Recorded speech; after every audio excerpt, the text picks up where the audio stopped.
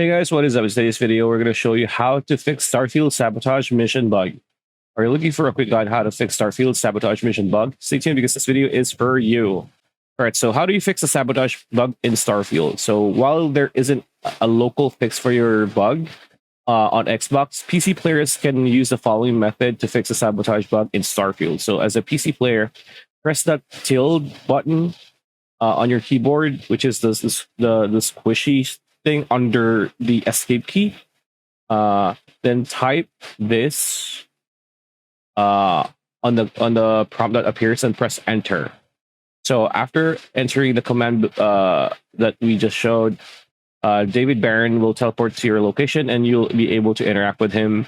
And you should know that using a console command will disable achievements for your playthrough, but you can use mods that enable achievements as well. So yeah, that's pretty much it. That's a video. Hope you like it. Like, comment, share, subscribe, ring that bell icon. We'll see you on the next one.